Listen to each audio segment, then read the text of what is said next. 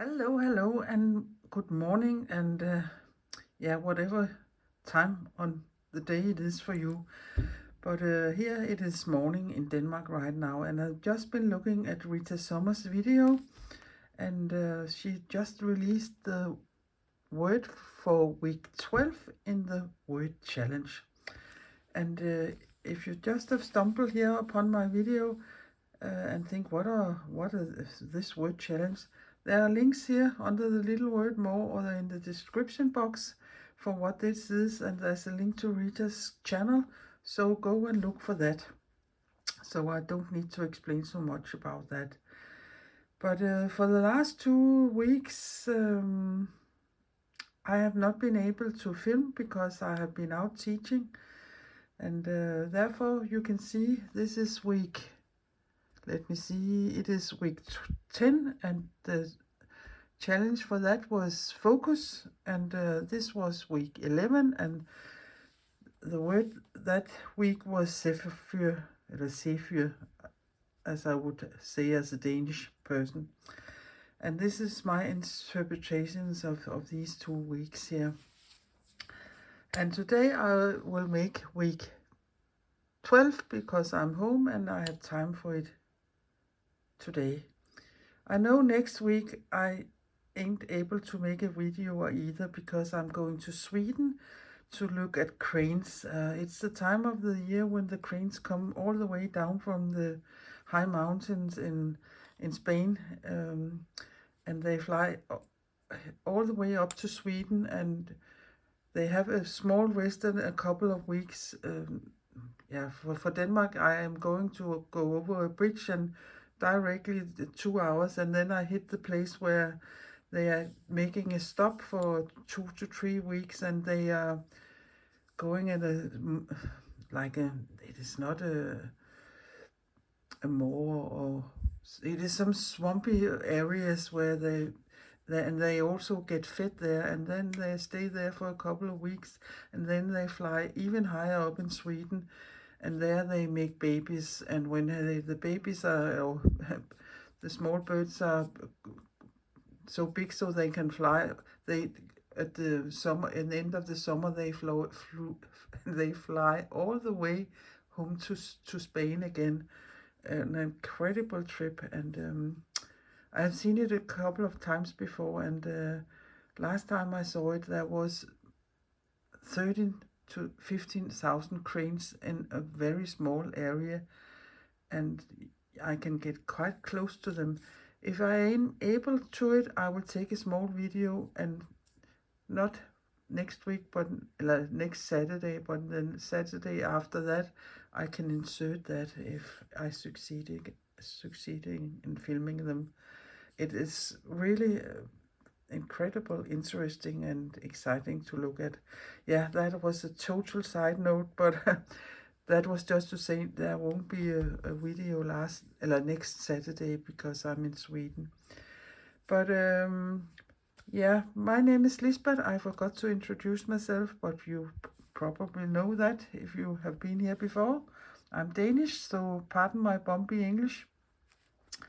I'm a mixed media artist who likes to do many different things, and the more different things you can do, the more you can mix them together in all kinds of ways. And that is for me the exciting part, mixing things up. But if you only are interested in slow stitching, for instance, or in this project, or jelly printing, or bookbinding, or whatever it could be, I have divided my content up in different playlists, so it is much easier to find what interests you, and then you can drop the other things. And for the last little quick thing I will say is I have a Ko-fi account. If anybody feels like supporting my little Danish channel, I will appreciate it very much, but don't feel obligated in any way. And for those of you who support me, thank you from the bottom of my heart. It means a lot to me. Not, of course, the money is very nice, but for me it's a kind of measurement for if people likes what I'm doing, and therefore I really like that. But a thumbs up is also very nice or sweet comment, and I got a lot of sweet comments. I have a lovely audience here. So enough of me, blah blah blah blah blah blah. Us start here with week 12's word, and I will put these two in my box. So here I have my iPad because this word I did know, and the word is overflow, and but it is quite nice to Google it or go on the big internet and see what it says, because it gives you a better overview of what the different things it perhaps can mean. And some of them are here, and if you want to read it, you perhaps can take a screenshot. But I think some of them were quite nice. Not that I will go in that direction, but an overflow of a car park, for instance, and then overflow of powerful emotions, and overflow of hundreds of viewers at a ceremony, for instance. Then the place can be overflowed. I would perhaps say crowded, but yeah, that's just me. But I think the first thing I was thinking about, and I can take this away now. The first thing is thinking about is when there's too little space for something you want to put in, or wherever it is a thing, or it's people, or yeah, it could be many things. If there's too small things, too small place for a lot of things, then it would overflow. That is what I immediately was thinking of. So that is that direction I will be going, and I think I will make some oval shape, and that oval shape can be an image of a bathtub, my teacup, a lake, anything where you put something liquid in, and when you hit the rim, it will overflow. So I will find something I will cut off as an oval here, and then I will do a lot of things dripping, running out there. And I will do it in my usual color scheme, black, white, and red. And yeah, it must be that like that, because that is what I have decided, and I will go for that, even though I know I'm shooting myself in the foot by using such a limited color scheme, and many of the things my small pieces represents hasn't that color in real life, but for me this isn't about real life. It is perhaps more about a feeling, or what kind of stitching I can use in the sense of what I'm trying to do, and then the colors must be as they are. So again, I have taken my black piece of fabric, the square one, and mine is a little bigger than Rita's, and that is because last year I did a stitch circle show challenge, and there my pieces was this 14 centimeters. So for me it is so natural to use this size, but I don't think it matters so how size you use. And I can see Rita is incorporating her small squares into bigger squares or rectangles or whatever she will end up doing with them. But you could see that on her channel. But again, I've taken this black square here, and I like to back my pieces because I like to have a grip or some more sturdy things to hold on to. You don't have to do that, that's just me. If you, for instance, like to sew in a hoop, I don't think you need this. But that is a personal preference. But I have become a little frugal here, because I only have these two small bits here, and then I have to go in my basement, and I have more of this old fabric there. So, but this was the last two pieces I had here, so I've just lap them over, and I think this will work. And again, I will just do the invisible basting, and I have already started, as you can see here on the back. And I've shown you this so many times, and I know many others are using this method too. It's a very old method, this invisible basting. If you're used to sewing your own garments or clothes, you probably know it. If you have lining in your skirt, for instance, you will use this stitch, and you will probably call it a prick stitch instead.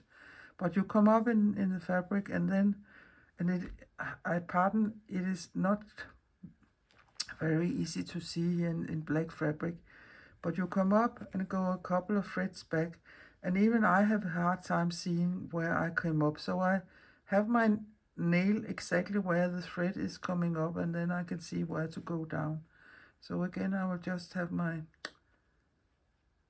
needle up against my nail and keep my nail there, and then I know I should go a couple of stitches back. That is just a little fifth I have figured out here while I'm doing all this invisible basting here every week in this fabric. So now you can see I've been all the way around, and I don't mind that. It will probably be sewn down here when I start doing what I will be doing. So here it is.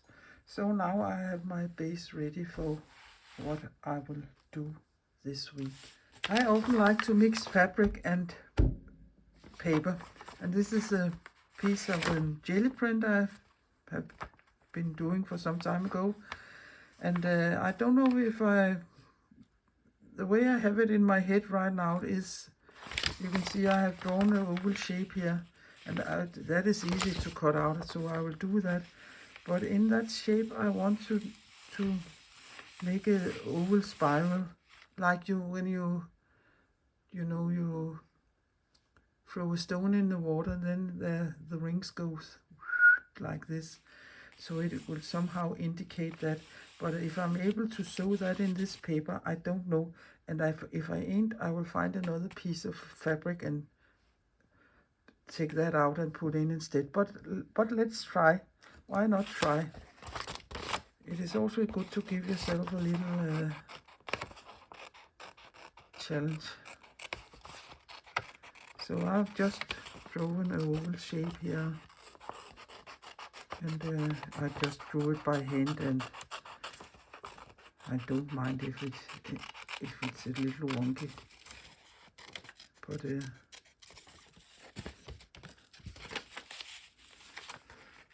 if any of you can draw, if you draw a cup or a glass or something, that is sometimes the shape you have to start with. No, not start with, but that indicates,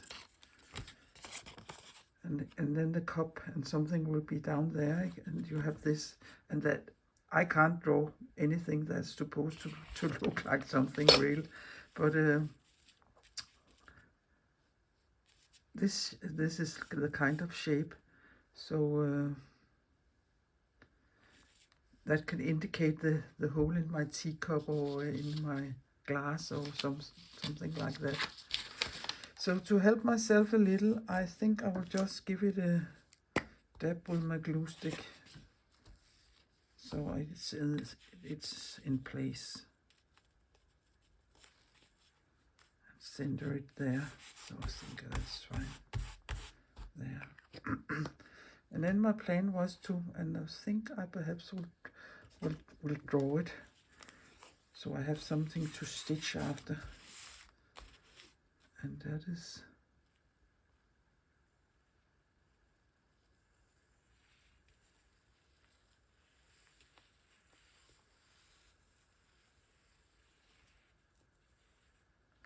something like that, if you can see that. And I think I will just, yeah, it isn't sitting there at the edges very much, but I think I will just let it be, and then it must be flapping a little, or I will give it glue, because I think it will ruin my idea if I start stitching. Yeah, I will figure that out when I have done this here. So I will just come up here.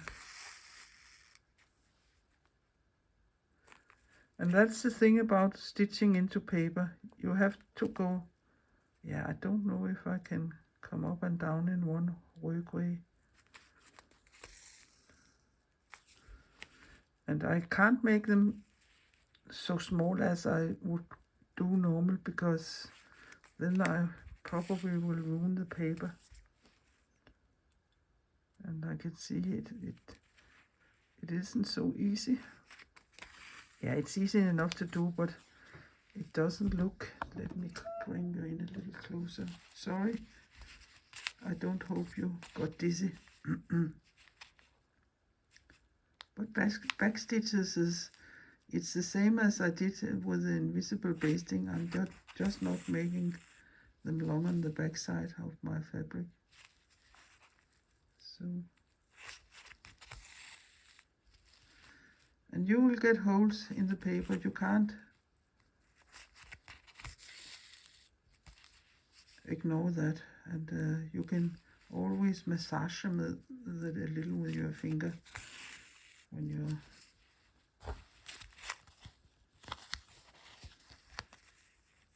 done. But it goes okay going up and down in the same workway, and that is because I have fabric under.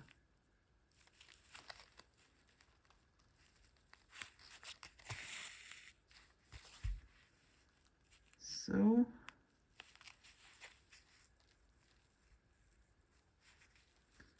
here's the tricky part, to come up in the line when you come from the back, to hit that line. So I will do the best I can, and you can see yeah, I think it's okay. I can live with that.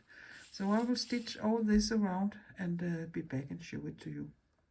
Now I have done with the stitching, and I like the stitching, but I don't know if I really like this color thing here. And I don't mind it was paper, that's not that, but sometimes it's hard to know. But perhaps I should just say it is as it is and do it. So now I will make a lot of dripping here, and I think I will make them by pistol stitches and French knots and some long, yeah, I don't know, I don't think I will use elongated chain stitches. I used that last week, but I think I will go just for French knots and some straight stitches, perhaps. Yeah, I will see. I have let me see where I have it. I have it here.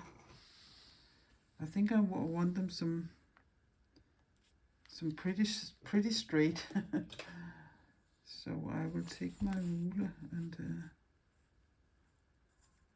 it is quite chunky, so let me see. I can try one here, and it will be a quite long thread that would be there if I make French knot with a tail, or elongated French knots or pistol stitches. But perhaps I will do it in 2 times. So let me see how it works. I'll just try. I can always pick it up.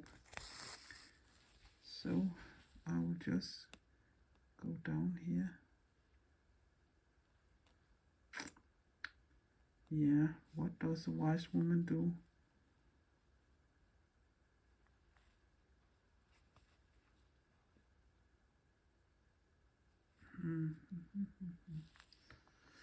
Let me think a little. I think I will come up here and go down here and come up here again like a back stitch.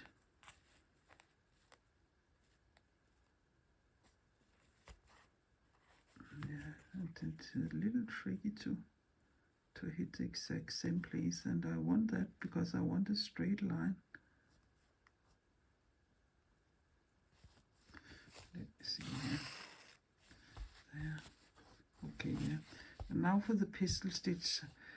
I think I will turn around 6 or 7 times. So I hold it like that with my thumb and my index finger. And you always has to turn away from where you came up. That's the important thing. So 1, 2, 3, 4, 5, 6, 7.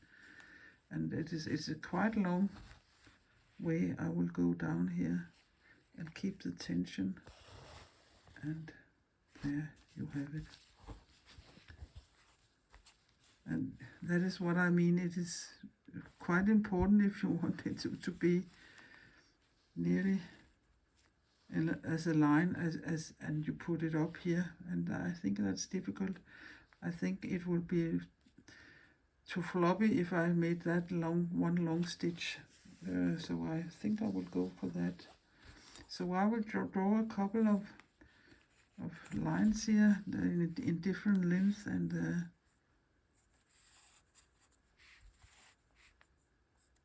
just do them and see what happens. And if I don't like it, I can always pick it up. So now my needle is here, so I think I will start here, coming up here, oops, and go 1, 2, 3, 4, 5, 6, 7. It is a quite thin thread I am using, so I can do a lot of twists. And then I have to come up here in the exact same stitch, and that is not the easiest thing. Don't pull too much in your thread here, so you will buckle or ripple, or what we can call it here, like that. So now I'm up here, so now I will start here, and this is so long, so I think I will do it 3 times there and there.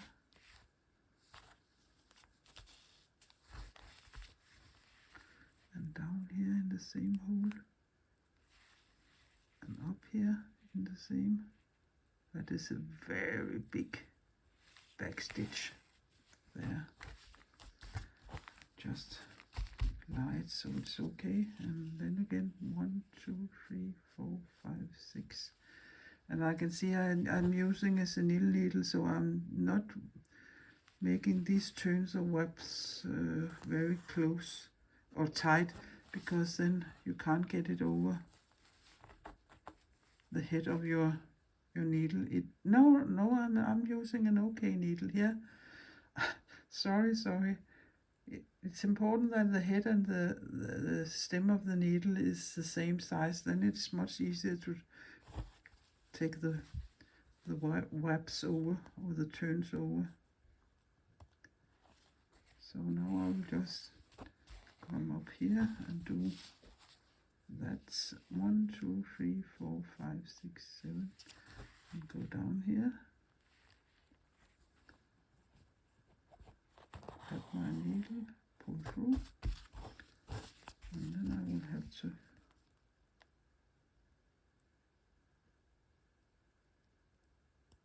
come up here in the same hole and go down here.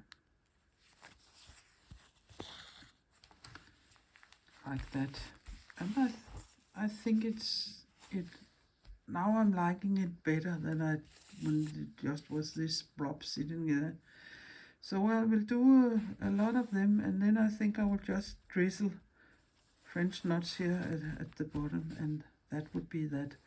And I think I will, yeah, I have a thicker thread I don't know if I can make some of them thicker. Perhaps I could try to do that.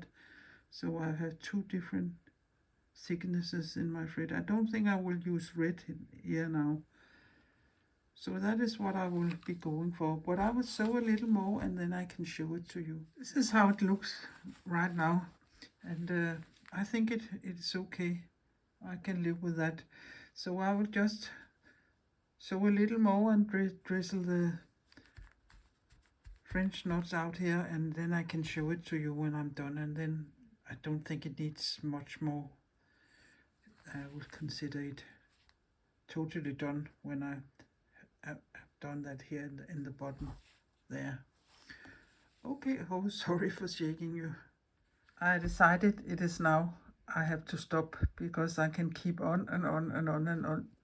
At one point it will be totally loaded with French knots, and that's not the meaning. So this is my interpretation of the word overflow. And yeah, it is what it is. It's not the thing I would put up on my wall, but I have done it, and for that I'm glad. But yeah, it is, yeah, I really don't know what to say.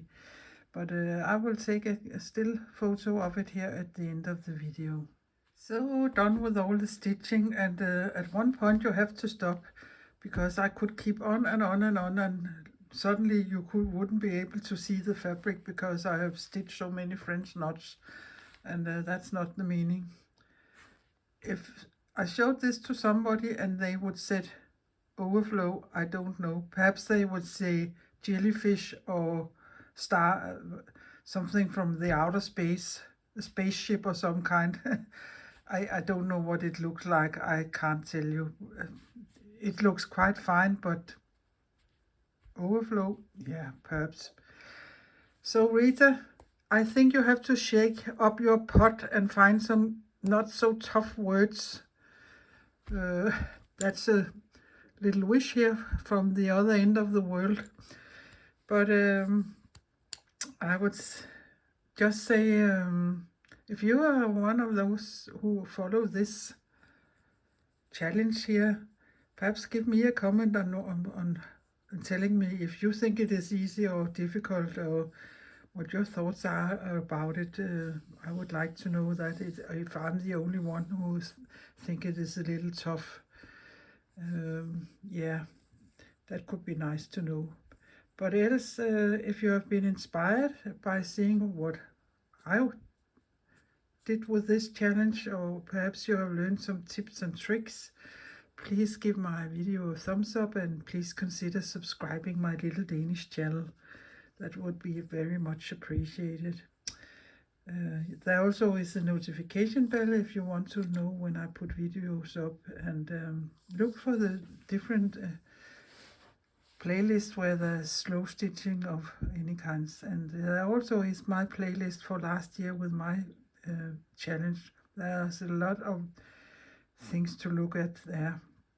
But I will just round this up, and I will take a still photo of it at the end of the video. But I will just say, please keep playing and trying things, and being curious about what you can do with your materials, and stay safe, and please, but not least of all, please be nice to everybody in these crazy times right now. So I will see you again in 14 days, nothing next week. So take care so far. Bye bye for now.